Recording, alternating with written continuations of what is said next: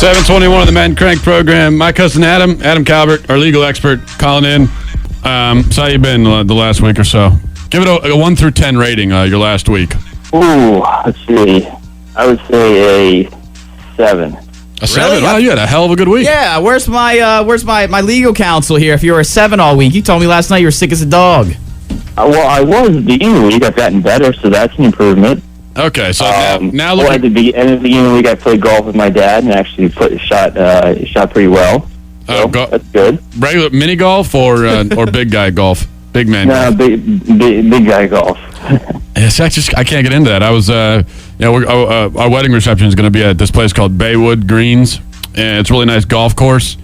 And apparently it's a public course. But anyway, I'm down, and it's a nice place. I'm looking at everyone golfing. I'm just saying to myself, like, I just don't get the attraction. You just walk around this field all day hitting a ball into a hole. That's a challenge. I mean, if you think about how small the ball is and how small the hole is, and to think that you're going to stand, 300 yards away and you're going to hit this ball in that hole in a couple of shots, it's a difficult task. I'm not saying it's not difficult, but lots of things are difficult. It would be difficult for me to go throughout the entire green with a ruler and a pencil and cut each blade of grass to 1 inch, but it doesn't mean I'm going to have fun doing it, you know what I mean?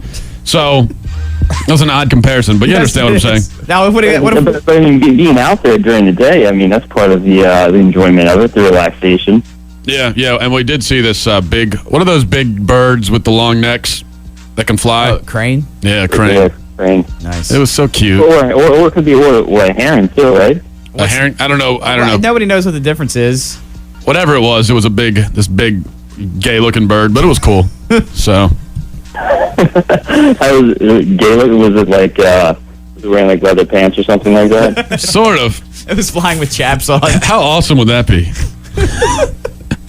All right, well, eventually during this conversation, I do want to parlay into talking about us and our little defamation suit. But this isn't a defamation suit per se. It has to do with Miami Heat superstar Chris Bosh. He's suing the mother of his child, who's starring in the 3rd season of the VH1 reality show Basketball Wives, for infringing his trademark and publicity rights. And basically, I guess Chris Bosh is saying that I'm a public figure, I'm a part of the NBA. The only reason she's on this show is because of my popularity, not because of any celebrity that she holds. The lawsuit filed yesterday in California District Court points out that the VH1 program doesn't actually show wives of basketball players, but rather women who are dating or have dated or have been married to NBA players. Basically, I'm going to quote from the lawsuit here. The use of the plaintiff's name by defendants is primarily commercial and not communicative. This is explaining how this is an infringement on his intellectual property rights. Further, the show Basketball Wives is not transformative, but rather the use, depiction, or imitation of celebrity NBA basketball players, including the plaintiff, is the very sum of the substance of the show. I don't even know what I just read. But Bosh claims his consent was required for use of his trademark, his name, and everything else. So what is Chris Bosh trying to get at here? What is this lawsuit all about? Well, as a celebrity, you have a right to control your name, your likeness, and the use of it, and things like that. We also want to balance that against somebody's First Amendment right to express themselves. And if that expression involves using somebody's name or likeness, that's okay, as long as it's used in the right context. So determining the right context requires us to look at, A, what kind of use is it? Is the use primarily commercial or communicative? And what I mean by that is it used in something like news and entertainment, which would be communicative, which is more to the side of being okay? Or is it just used in advertising?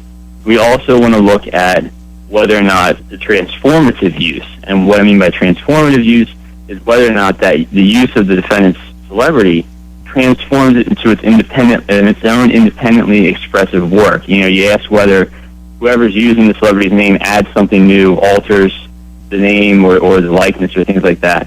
So now what he's claiming is that she's devaluing his celebrity, which takes his stock down, which means that could hurt his endorsements and things like that. But, I mean, doesn't she have every right to do this? I mean, she was intimate with him, obviously, so, and not just in a sexual way, but in a relationship kind of way. She has a kid by the guy. So doesn't she have a right to her own celebrity, even though it may be damaging to his? Isn't that his fault? Well, exactly. And that's what you really have to look at the show and see whether or not she is just merely throwing out his celebrity and his name and dropping his name and not adding anything of her own to it. And I really don't see how she couldn't. I mean, unless she's shallow person in the entire world. Wow. I mean, it's really about her relationship with him. And just because he is involved doesn't mean that she's not allowed to talk about or put her transformative use by adding her side of the story, her feelings about the relationship.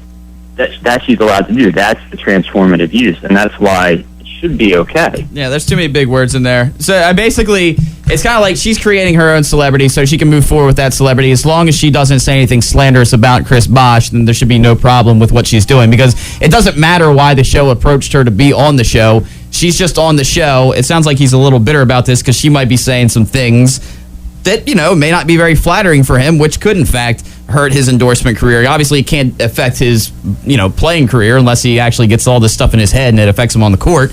But so basically, he's just upset that, he may not be doing quite so many ESPN spots, or there might not be a shoe in his name because of some of the stuff she might say on the show. Yeah, exactly. Now, how is this different from what Matt and I are now facing with this? This guy isn't our wife or former lover, is he? Not that I'm aware of. And y'all's show is better than Basketball Wives. That's a good point. Oh yeah, that's a good point. Yeah, thank you. Well, no, the difference there is that what you guys are facing is defamation, and defamation is saying something that's false. Right. Chris Bosh is not saying that his ex-girlfriend or baby's mom or whatever is saying anything that's false. He's just saying, I don't want you on the show. I don't want you using my name. My name is my name excuse. My name is my name. I love that quote. But that's different. He's not saying what his ex-wife is saying is false. Right. You guys are saying what is being posted on this blog is false. Well, okay, but this blog thing, because there's a couple different elements here, as far as I can tell, with this weirdo that put these inaccurate things on his blog. The fact that he's speaking cryptically and saying that, well, one of the two is a criminal. Now, we know that either one of us he's referring to, it's a lie, because neither one of us legally are criminals. Is that even legal to do that, to take a group of people and say, well, one of them is this or that? Because aren't you automatically defaming all of them? You know what I'm saying? Well, sure. There is such a thing as a group defamation.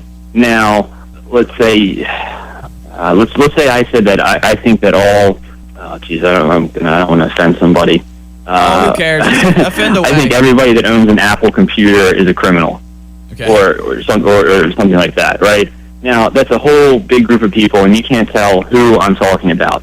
But if you have a narrow group of people, just a couple people like Matt and Crank, and you say one of the two is a criminal, well, there's a pretty defined group of people who you're talking about, and that's why group defamation in that context is wrong, because you can identify who we're talking about as opposed to some huge group of people that could be in the thousands or millions or whatever. And now, if he's guilty of doing that, then can't I say that he's also trying to defame the character of the show, which would mean that we might be, I don't know, that let's say there's an advertiser out there that's like, well, I don't want to advertise with a show that's hosted by criminals. So do we have a case there saying that not only is he defaming the individuals, but he's also defaming the show itself?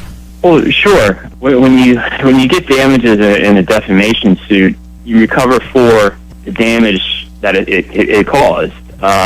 And so, of course, in y'all's case, that's not only the damage to your personal character, but that's also the damage to your show character, the damage to the show, etc. Okay, so what? So Crank is going to send a cease and desist letter. Yeah. What's the next step from there? Like, they send the letter. If they take it down, then story's over. If he takes it down, story's over. But if he doesn't take it down, where can we go with it then? I would say a lawsuit. Wow, so it's going to be real serious. Yeah, it's about to get real serious, yo. I mean, I'm pretty excited about it. Does it take away from our lawsuit if, let's say, yeah, we don't like being defamed, but at the same time we're excited about it because we get to sue somebody? You know what I'm saying? Well, but see, our suing not really. What do they say? Any publicity is good publicity. Exactly. I mean, well, the thing is, I would look at it like this: you're trying to minimize the damage by the defamation. I mean, bringing it out and talking about it and joking about it, at least you're trying to do some good to your reputation. But just leaving it out there and being defamed, well, that's not doing you any good. So at least you you're making lemons or lemonade out of lemons. Yeah. I guess you'd say. And I tell you what, you never, once you attack a man's name, you've attacked all of them, and that's why this is a very serious subject. Don't let our jesting with it, Mark, make you think that we don't care, because we will bring down the fire of hell upon you. Right? Amen? Booyah. All right, Amen. Adam Calvert, my cousin Adam, thanks a lot. We will talk to you next week, man. All right, gentlemen. Take